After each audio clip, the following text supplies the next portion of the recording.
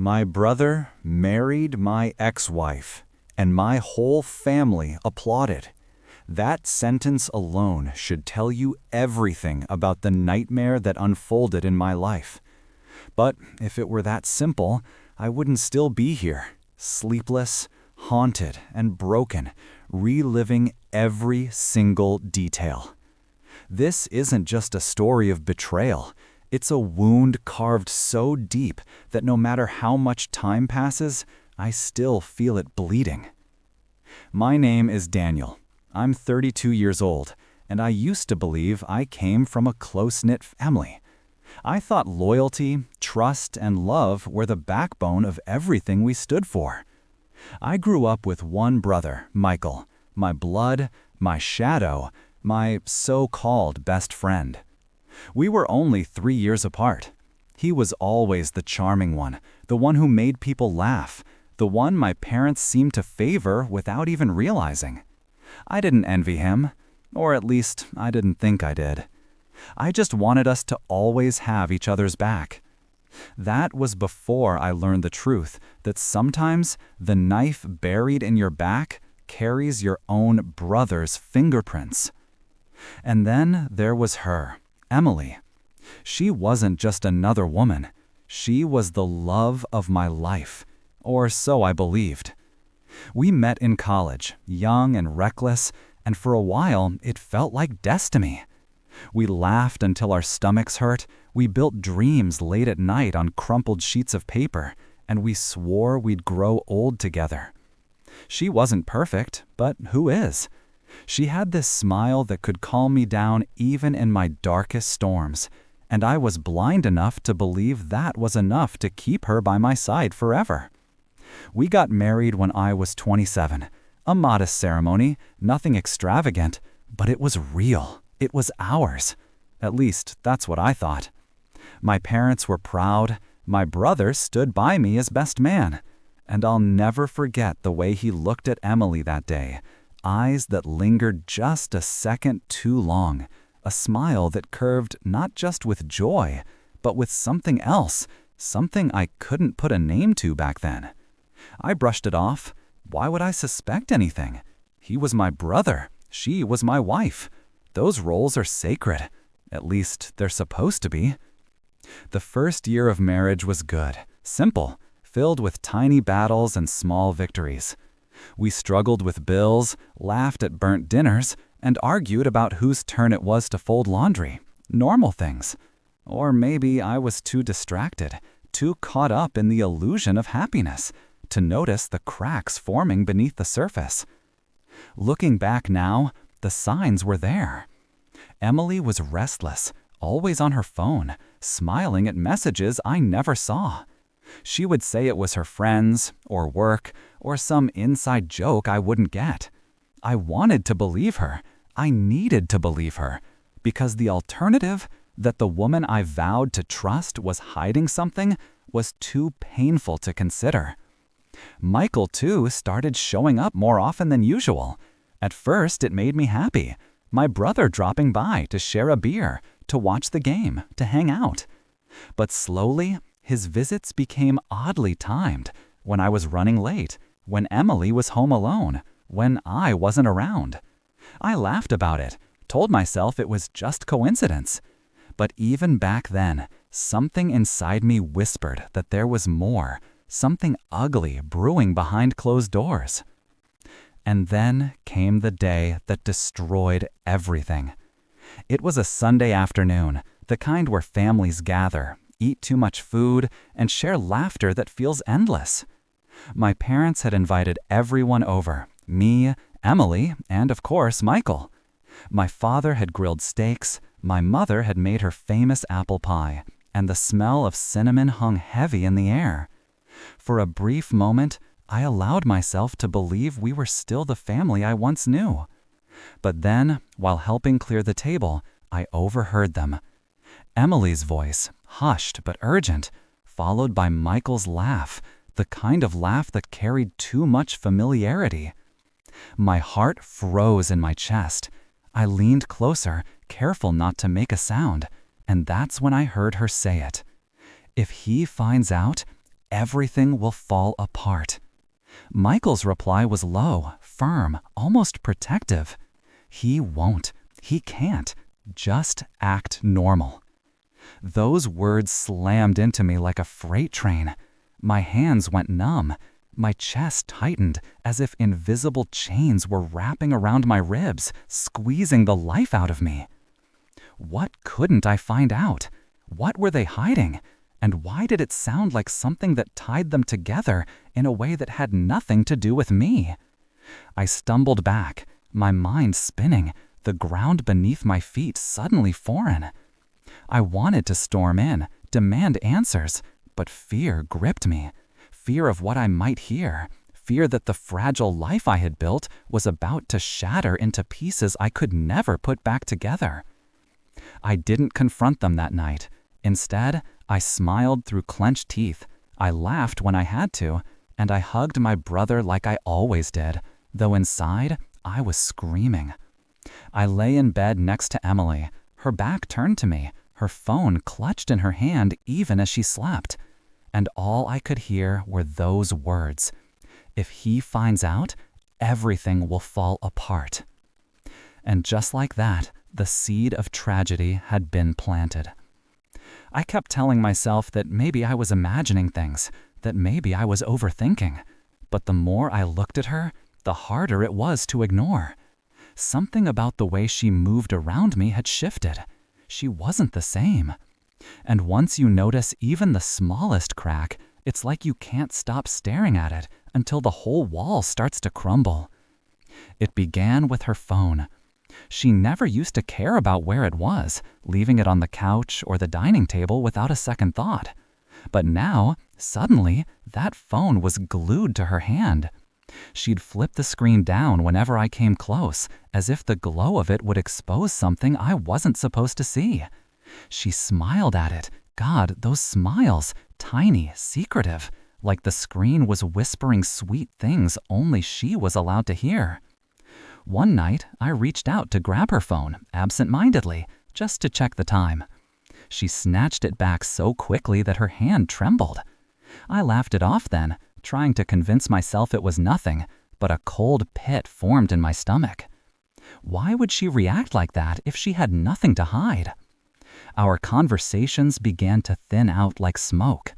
Before, she would tell me everything, every stupid little detail of her day, the jokes her coworkers cracked, the way she hated her boss's cologne.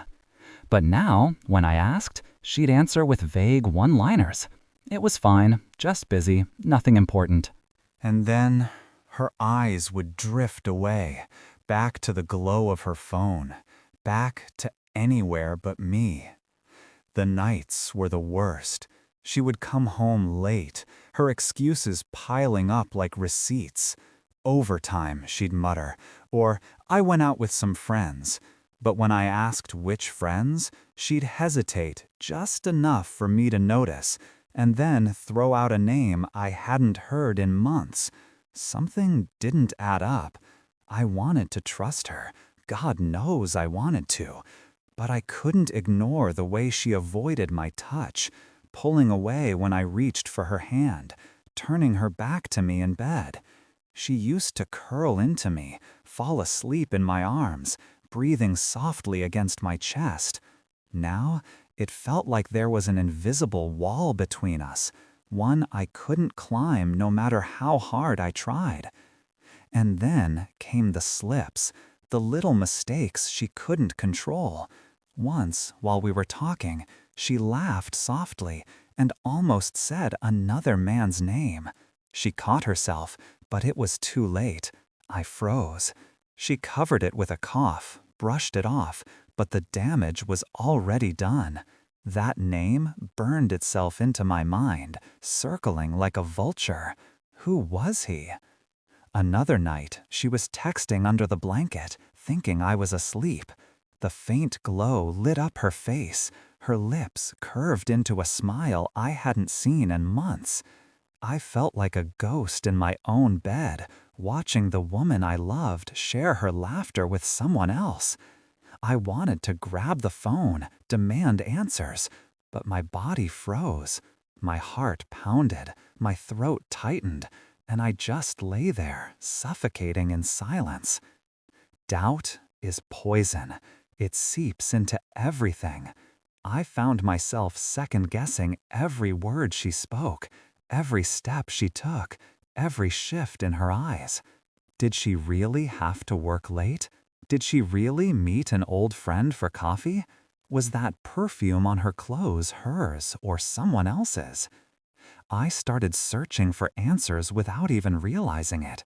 I'd check the laundry, sniff her clothes like a madman, hoping to catch a scent that wasn't mine.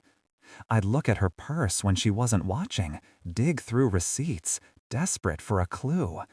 It was pathetic, I knew, but I couldn't stop. I needed proof. And proof, in the cruelest way, found me. It was a Saturday afternoon, and she'd gone out again, saying she was meeting coworkers for lunch. Something in me snapped that day. I walked over to her dresser, pulled open the drawer, and there it was.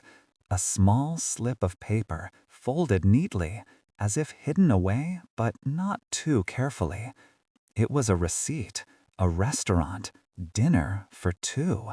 Not lunch, not coworkers. Dinner. The date on it made my blood run cold. It was the night she had told me she was working late. I sat there on the floor, clutching that piece of paper like it was a knife buried in my chest. My hands shook, my vision blurred. I wanted to scream, to tear the house apart, to demand the truth right then and there. But instead, I just sat in silence, staring at the receipt, letting the weight of it crush me. When she came home later, I couldn't look at her the same way. Every word she spoke sounded like a lie, every smile like a mask. She noticed me staring, asked what was wrong, and I almost threw the receipt in her face. But I didn't. Not yet. Because part of me wanted to see more. Part of me needed undeniable proof, something that would tear away all the shadows and leave nothing but the truth. That night, as she lay in bed beside me, pretending to be asleep, I stared at the ceiling, my fists clenched, my jaw tight. The silence between us was louder than any scream, and deep down, I knew this was only the beginning. The more I tried to convince myself that I was imagining things, the more reality shoved the truth in my face. That receipt had burned a hole in my pocket, and every time I touched it, I felt my stomach twist. It was no longer just suspicion. It was the start of something undeniable. I began watching her more closely, paying attention to every detail I had once ignored. The late nights became longer, her excuses sloppier. Sometimes she wouldn't even bother lying. She'd just say she was tired and disappear into the shower, her phone clutched tightly in her hand like a secret diary. And always, always, the phone screen turned downward. One night, I finally gave in to my darkest impulse. She had fallen asleep, her breathing slow and steady. The phone lay on the nightstand, inches from her hand. My heart pounded so loudly I was afraid it would wake her. I reached out slowly, my fingers trembling, and grabbed it. I didn't even have to unlock it. The screen lit up. A message, a name, a man's name. The words were simple. I miss you already. My blood froze. My hands shook so badly I almost dropped the phone. I stared at it, unable to breathe, my chest collapsing in on itself. She stirred beside me, and I quickly set the phone back down, pretending nothing happened, but my world had just tilted off its axis. I couldn't sleep. All night, I lay there with those words echoing in my mind. Who was he? How long had this been going on? And worst of all, why had she chosen him over me? The next morning, I couldn't hold it in. I confronted her casually, asking where she'd been the night before last. She said she stayed late at work. I asked if she'd gone out for dinner. She froze, just for a fraction of a second, before answering no. That pause, that hesitation, was all I needed. My heart cracked a little more. When I pushed harder, she turned it around on me. "Why are you interrogating me? Don't you trust me?" Her voice trembled with anger, but behind it, I saw fear that I had caught on. And then she stormed out, slamming the door, leaving me alone with my spiraling thoughts. I wanted to believe her. I wanted so badly to believe that I was mistaken, that the message was innocent, that the receipt meant nothing. But denial only lasts so long. The cracks had turned into fractures, and every day felt like I was standing on glass, waiting for it to shatter beneath me. Then came the breaking point. One evening, she came home late again, her hair slightly messy, her lipstick smudged. She smelled of cologne, not mine. I froze the moment she walked through the door, and she knew I noticed. She quickly brushed past me, muttering something about being exhausted. I followed her, my anger boiling, my chest aching. "Who is he?" I asked, quietly, almost pleading. She whipped around, her eyes blazing. "What are you talking about? Don't lie to me. I'm not stupid." My voice cracked. I felt like I was begging her for a truth I didn't want to hear. She crossed her arms, her lips pressed tight. "You're imagining things. You're paranoid." And that was it, the gaslighting, turning the blame on me, making me feel like the insane one. But I wasn't. I knew what I saw, what I felt. I wasn't losing my mind. She was making me question my reality so she could hide hers. That night, I didn't sleep again. I sat in the living room with the receipt in one hand and the memory of that text message in the other. I felt like I was drowning, my thoughts choking me, my body trembling with rage I didn't know how to contain. But the worst part wasn't the betrayal. The worst part was realizing how alone I was. When I tried to talk to my family, my mother, my brother, they brushed it off. "You're overthinking," they said. "She's a good woman. Don't ruin your marriage over suspicion." Suspicion. That word stabbed me. They didn't see what I saw. They didn't feel the distance, the lies, the coldness creeping into every corner of my life. And slowly, I began to wonder, were they covering for her? Did they know something I didn't? The walls of my home no longer felt safe. Every sound, every glance, every word felt like a betrayal waiting to be uncovered. I couldn't breathe. I couldn't eat. I couldn't live like this anymore. So I made a decision. If she wouldn't give me the truth, I'd take it for myself. One night, after pretending to go to bed, I slipped out of the house and waded down the street. I knew she had plans. I could see it in the way she dressed, in the spark in her eyes she no longer showed me. My heart pounded as I watched her car pull out of the driveway and vanish into the night. I followed. The road stretched ahead, dark and empty, but my pulse raced with each mile. I gripped the steering wheel so hard my knuckles turned white. She finally turned into a parking lot, and when I saw where she stopped, my heart nearly stopped too.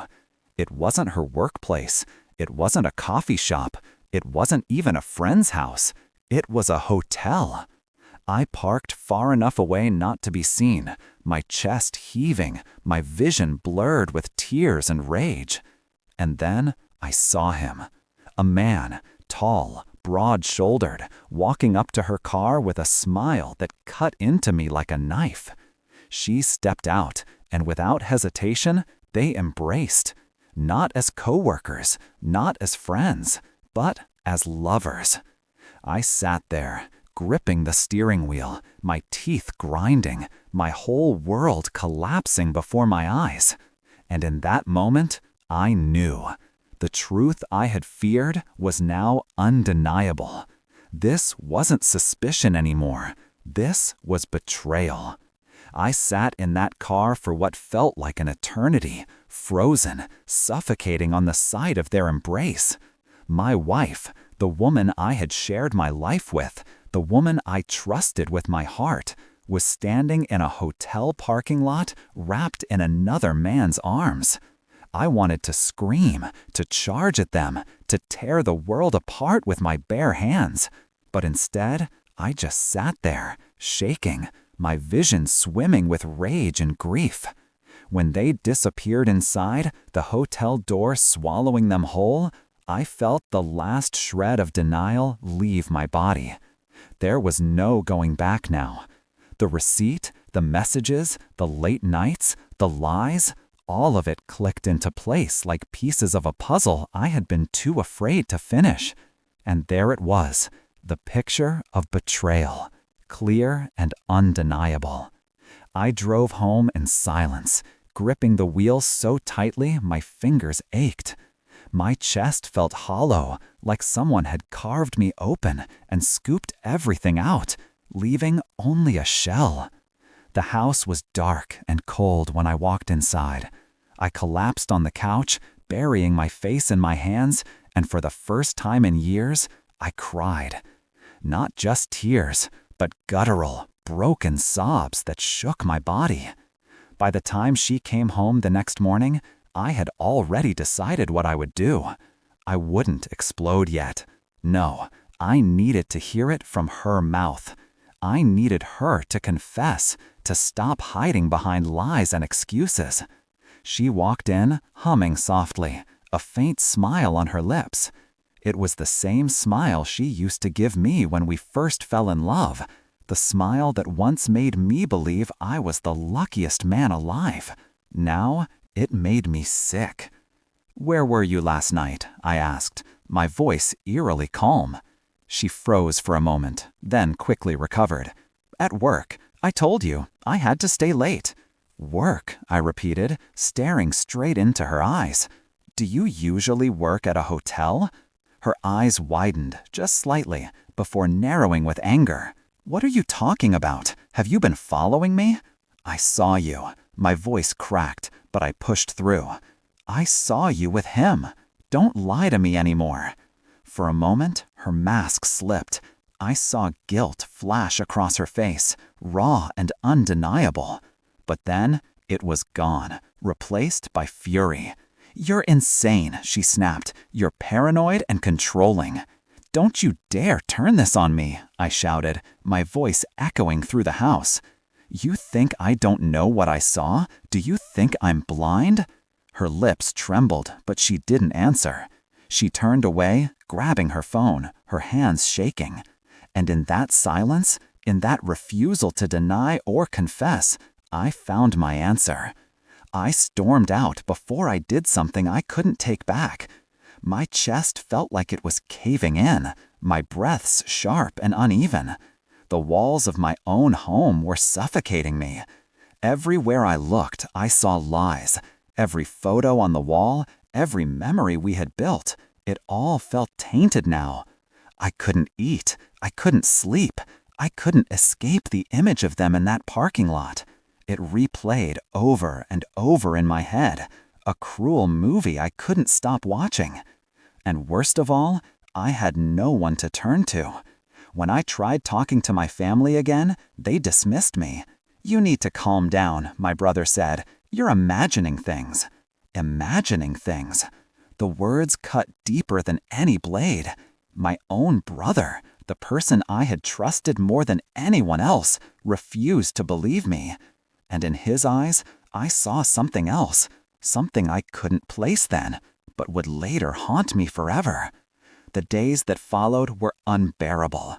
Every word she spoke dripped with poison, every glance filled with hidden meaning.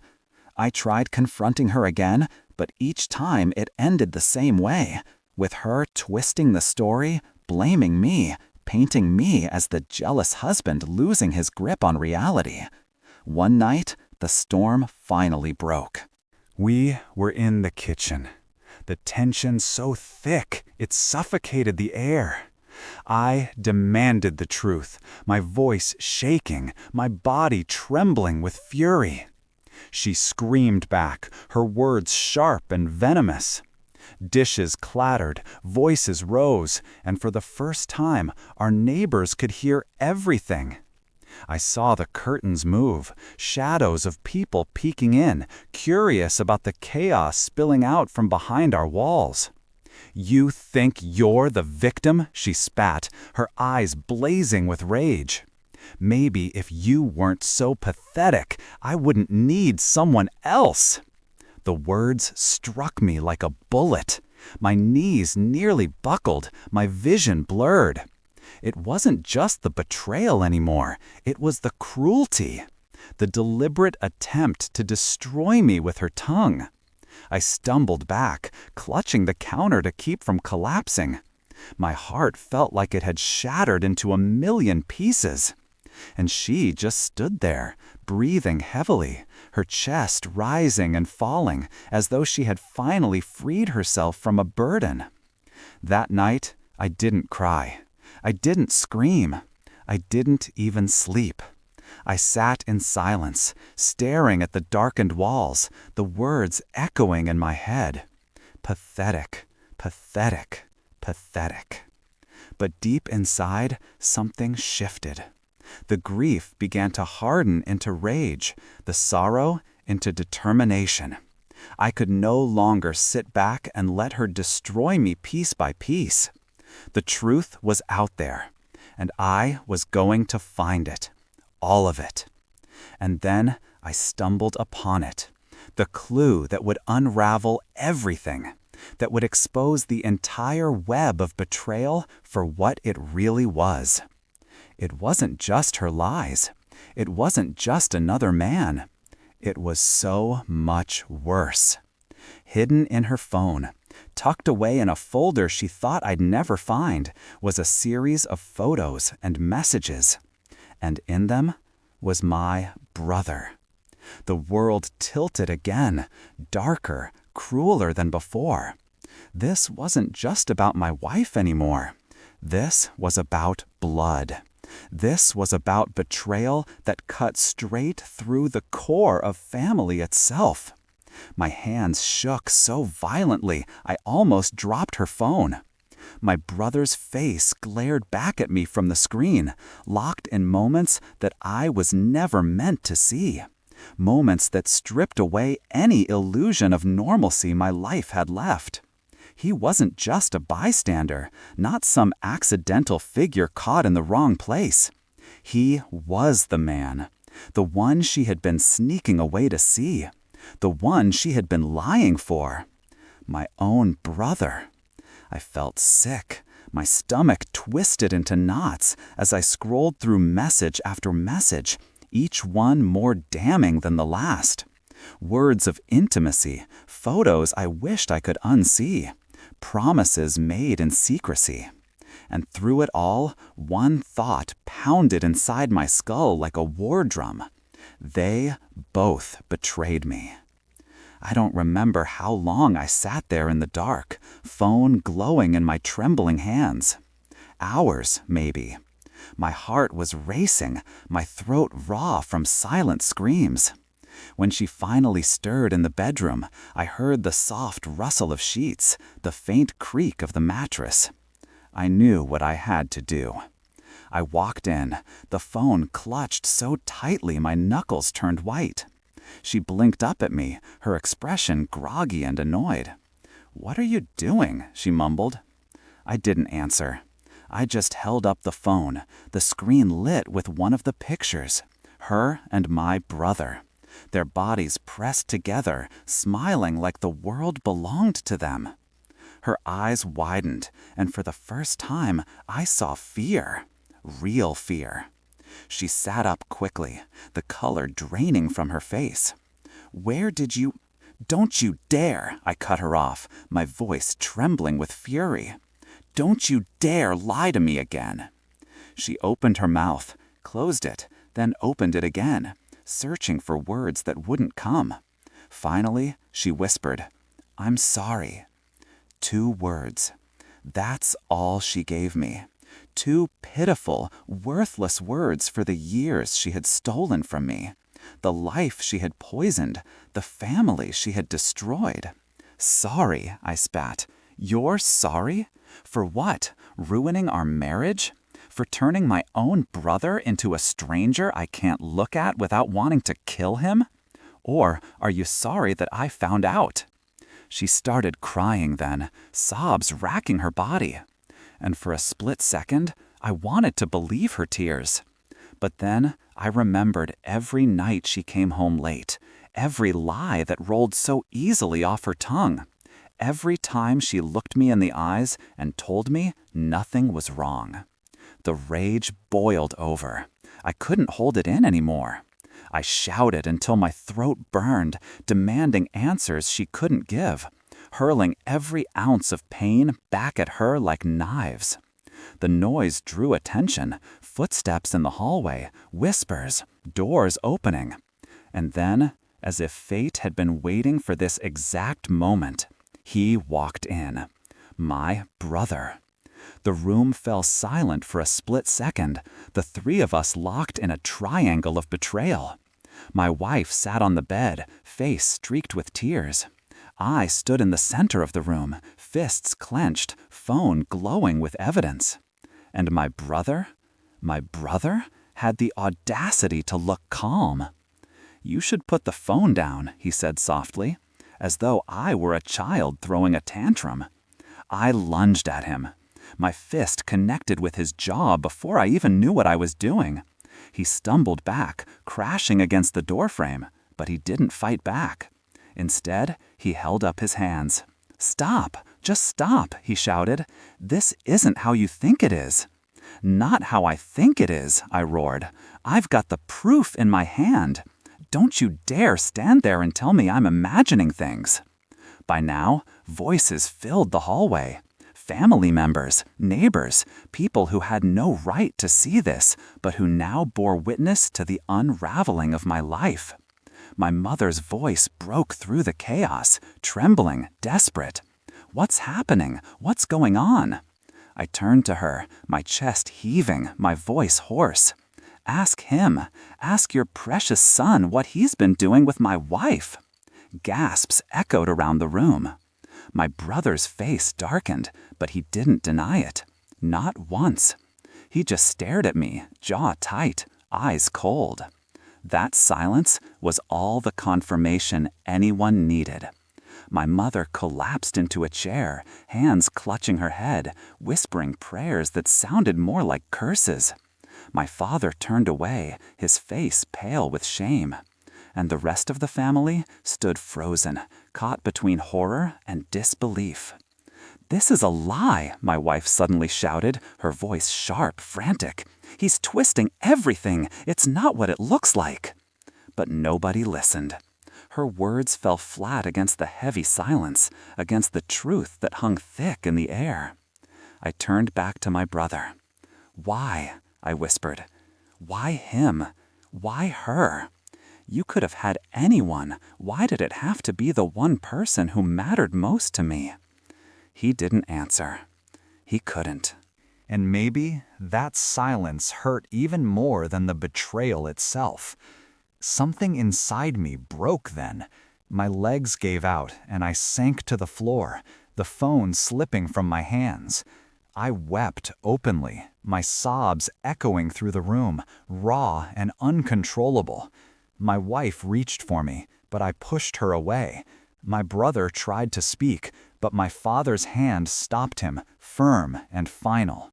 "You've brought shame on this family," my father said, his voice like thunder. "Both of you."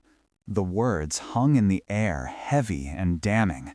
For the first time, I felt like justice, if only a shred of it had been spoken aloud. But it did nothing to dull the pain tearing me apart from the inside. That night ended in chaos. My wife packed a bag and left, her sobs trailing behind her. My brother stormed out, slamming the door so hard the walls shook. And I sat in the wreckage, surrounded by whispers and stares, drowning in humiliation and grief. I thought that was the worst of it, that I had seen the bottom of this pit of betrayal.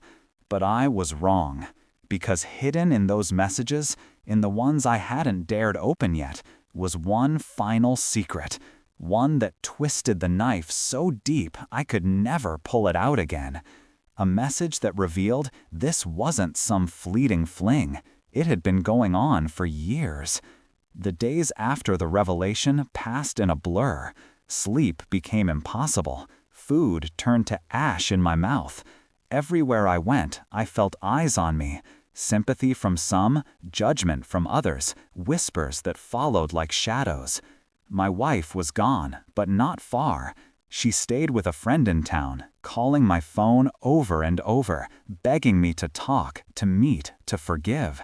I didn't answer.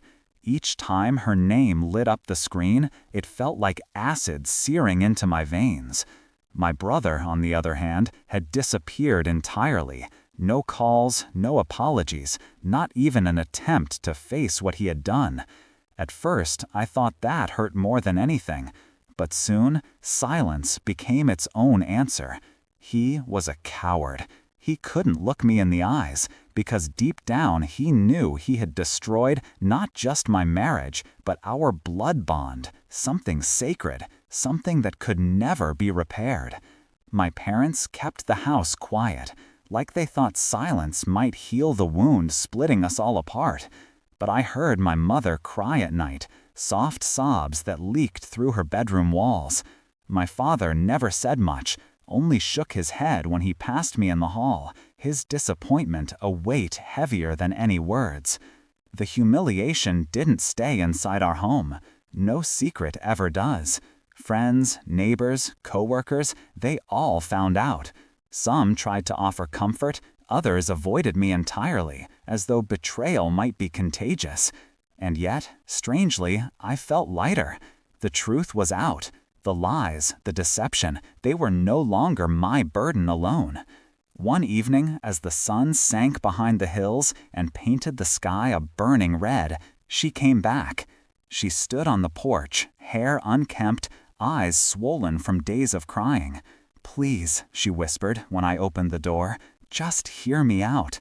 I wanted to slam it in her face, to shut her out forever. But something in me, a broken, bleeding part, needed to hear what she had to say. She stepped inside, clutching a small bag in her trembling hands. "I made a mistake," she began, voice cracking. "A terrible, unforgivable mistake. But I never stopped loving you." "Loving me?" I laughed bitterly. "You loved me while you were sneaking around with my brother? Do you even hear yourself?" Tears streamed down her cheeks. It wasn't supposed to happen. It started with moments, stolen moments. Then it became something else. I didn't know how to stop. Her words were knives, each one cutting deeper. And yet, as I watched her break down in front of me, something inside me shifted. Not forgiveness, not sympathy, but clarity. "You didn't stop because you didn't want to," I said coldly. "And now you have to live with that, just like I do." She fell to her knees, begging, pleading, swearing she'd do anything to fix it. But there are some things that can't be fixed. Some bridges, once burned, leave only ashes. "I want a divorce," I told her. My voice was steady, even though my heart was breaking all over again. Her sobs filled the room, but I didn't waver. This wasn't about revenge anymore. It was about survival. The next weeks were brutal. Papers were filed, meetings were had, memories were divided like furniture, each piece of our life together reduced to an item on a list. She tried to delay, to drag it out, to find any loophole that would keep her tethered to me. But I refused. And as the process unfolded, karma began to play its hand. My brother, once the golden child of the family, became a pariah. No one looked at him the same way again. Friends distanced themselves. My father cut him off completely, refusing to speak a word to him. My mother's disappointment turned to cold silence, a punishment far worse than anger. As for my wife, her reputation crumbled. The whispers followed her everywhere, at work, in the market, among her friends. People pointed, judged, reminded her of what she had done. She had traded love for lust, loyalty for betrayal, and now she bore the weight of that choice alone. And me? I rebuilt. Slowly, painfully, but I rebuilt. I poured my rage into work, into long nights where exhaustion kept the demons at bay. I reconnected with friends who had stood by me, people I had once pushed away because I believed in a love that turned out to be a lie. I learned to laugh again, even if the sound felt foreign at first. There were nights I still cried, nights where the memory of her touch haunted me, where my brother's smile twisted into something grotesque in my dreams. But each morning, I rose stronger than the last. Months later, I stood in court as the judge signed the papers that ended it all. She sat across the room, eyes red, face hollow. When the gavel struck, I felt a weight lift from my chest. It was over. Not the pain, not the memories, not the scars, but the chain that bound me to betrayal. As I walked out of the courthouse into the sunlight, I realized something. They had broken me, but in breaking me, they had freed me too. Free to live without lies, free to rebuild without shame, free to find a love that wouldn't destroy me. And as for them, they were left with the wreckage they had created. My brother, shunned. My ex-wife, haunted. Two people bound not by passion, but by guilt and ruin. That was their karma, and my justice was simply moving on. It has been 2 years since that night. 2 long years of silence, scars, and slow healing. Sometimes it feels like a lifetime ago, like the story of another man. And yet, sometimes the memories claw their way back in vivid color, reminding me that betrayal never truly leaves you. It only softens into something you can live with. The house doesn't echo the way it used to. It's quieter now, but not empty. There is peace in the stillness, a peace I once thought I'd never know again. I've rearranged everything, not just the furniture, but my life. What used to be ours has become mine, and instead of feeling hollow, it feels whole. I often catch myself standing by the window in the evenings, looking out at the road where she once stood, begging to be heard. I remember the way her voice cracked, the way her body trembled. But I also remember the strength it took to turn away, to say no, to choose myself instead of her. That was the moment I stopped being a victim. My brother, well, his story unfolded exactly as I suspected it would. The affair didn't blossom into some grand romance. It rotted. It poisoned everything it touched. They tried to build a life together, but betrayal is a rotten foundation. He lost his job after word spread through the community. Trust is a currency, and he had spent all of his.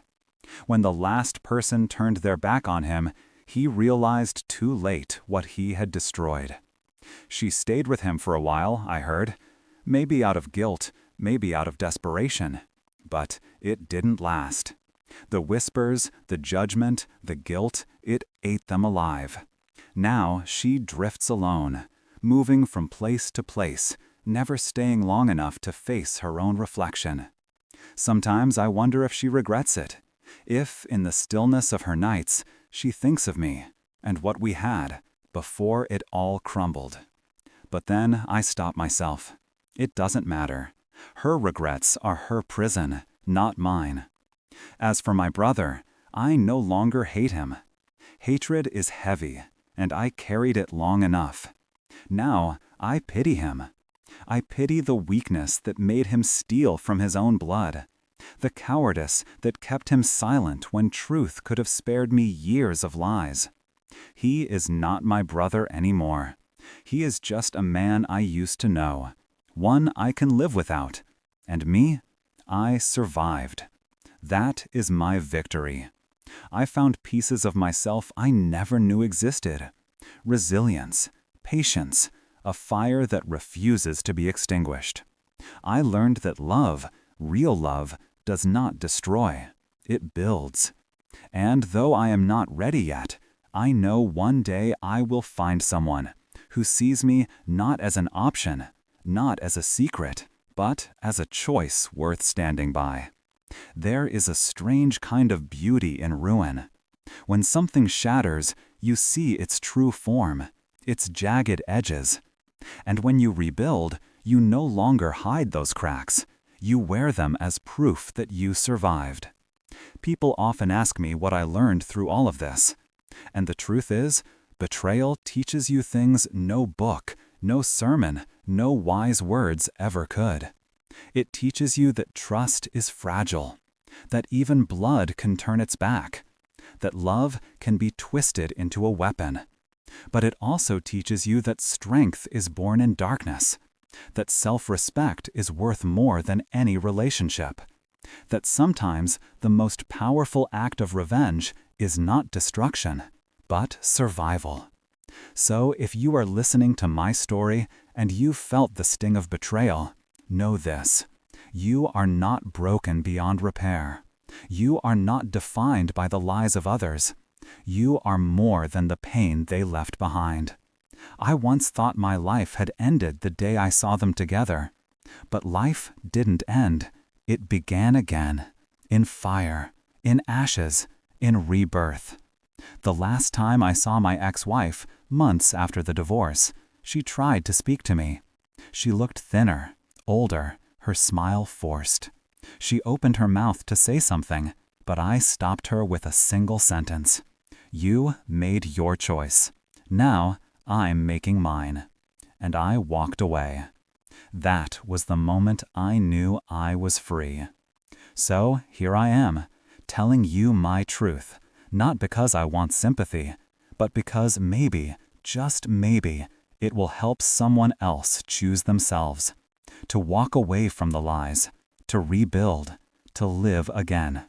Because in the end, betrayal doesn't define you, survival does. And survival, my friends, is the sweetest form of revenge.